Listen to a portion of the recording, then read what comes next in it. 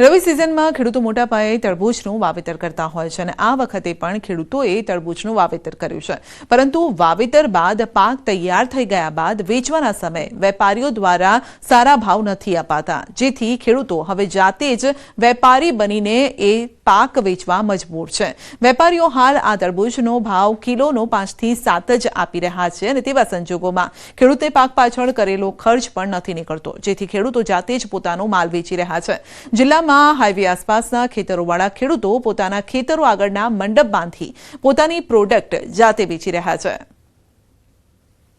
છેલ્લા 5 વર્ષથી તરબૂચનું વાવેતર કરું છું અને તરબૂચમાં શું છે કે આ સાલ માલ સારો છે, પણ વેપારી અમારી પાસેથી સસ્તા ભાવમાં લઈ જાય।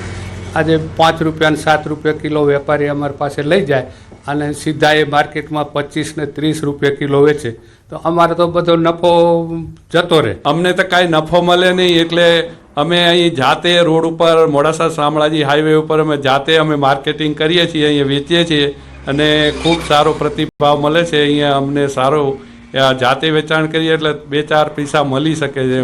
અરવલ્લી જિલ્લામાં તરબૂચની ખેતી કરનાર ખેડૂતોને વેપારીઓ દ્વારા ભાવ ન મળવાના કારણે આખરે ખુદનો સ્ટોલ શરૂ કરવામાં આવ્યો છે। મોડાસા શામળાજી હાઈવે પર ગાજણ કંપા ગામ પાસે આપણે ઊભા છીએ। આપણે જોઈ શકો છો કે જલારામ નેચરલ ફાર્મ તરીકે તેમના દ્વારા હાઈવે પર સ્ટોલ ઊભો કરવામાં આવ્યો છે। અલગ અલગ 4 પ્રકારની તેમની પાસે વેરાયટી છે તરબૂચમાં, તેને લઈને જે અહીંથી જતા જે લોકો છે તે ખરીદી કરતા હોય છે। સામાન્ય રીતે માત્ર કિલોના 5 રૂપિયા વેપારીઓ આપી રહ્યા છે, તેની સામે તેમનો ખર્ચ ન નીકળવાના કારણે આખરે હવે ખેડૂતોએ ખુદ પોતાનો માલ વેચવાની ફરજ પડી છે। ત્યારે તેમને અત્યારે હાલ 15 થી 20 રૂપિયા કિલોનો ભાવ મળી રહ્યો છે, તેના કારણે તેમનો ખર્ચ પણ નીકળી રહ્યો છે અને તેમને વળતર પણ મળી રહ્યું છે। સાથે જે પ્રકારના ખર્ચ ખેતીમાં વધ્યા છે તેના કારણે હવે ખેડૂત ખુદ સદ્ધર બન્યો છે અને પોતાનો આત્મવિશ્વાસ સાથે ખુદ પોતાનો માલ વેચવા માટે અહીં રોડ ઉપર સ્ટોલ ઊભા કરી અને પોતાનો જે વેપાર કરી રહ્યા છે। હાર્દિક પટેલ, ન્યૂઝ 18 ગુજરાતી, અરવલ્લી। કેન્દ્રીય ગૃહમંત્રી અમિત શાહ આવશે ગુજરાત। રવિવારે કેન્દ્રીય ગૃહમંત્રી અમિત શાહ ગુજરાત પ્રવાસે આવી રહ્યા છે। ઇફકોના પ્રથમ યુરિયા પ્લાન્ટના સુવર્ણ જયંતિ સમારોહમાં હાજરી આપશે। 6 એપ્રિલે કલોલ ખાતે ઇફકો દ્વારા આયોજિત કાર્યક્રમમાં તેઓ ઉપસ્થિત રહેશે। ઇફકોના બીજ અનુસંધાન કેન્દ્ર ખાતમુહૂર્તમાં પણ હાજરી આપશે।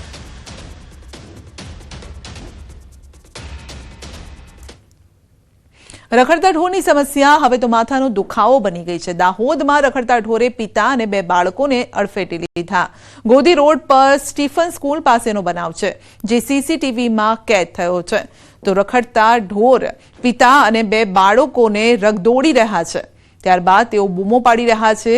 બૂમો સાંભળતા જ આસપાસના સ્થાનિકો ત્યાં દોડી આવ્યા અને તેઓએ બાળકને બચાવ્યું। આ સાથે જે પશુઓ છે તેમને પણ દૂર ભગાડ્યા હતા।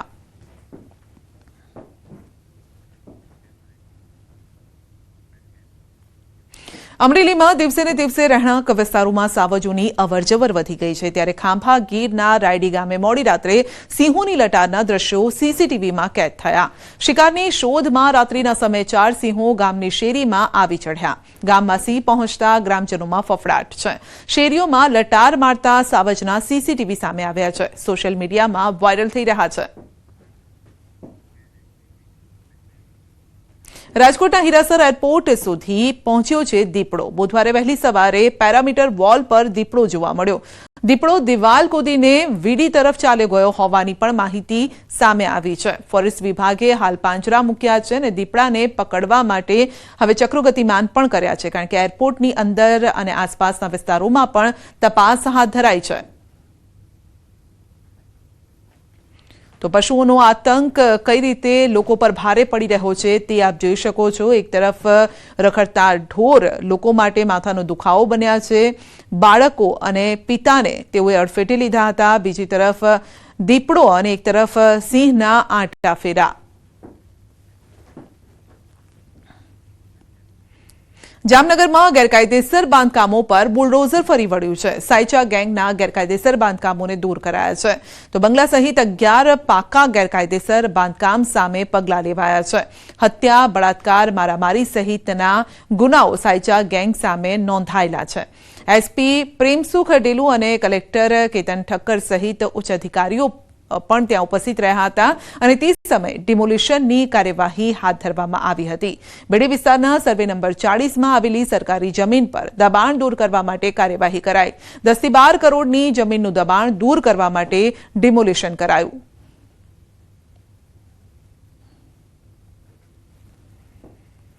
જામનગર મહાનગરપાલિકા વિસ્તારના બેડી વિસ્તારમાં આજરોજ સરકારી જમીન ઉપર થયેલા દબાણોને દૂર કરવાની કાર્યવાહી ચાલુ છે. અંદાજે 10,000 ચોરસ મીટર જેટલી જમીનને ખુલ્લી કરવામાં આવી રહી છે અને જેની બજાર કિંમત અંદાજે 10 થી 12 કરોડ રૂપિયાની થાય છે અને એનો કબજો સરકાર પક્ષે સંભાળી લેવાની કાર્યવાહી ચાલુ છે.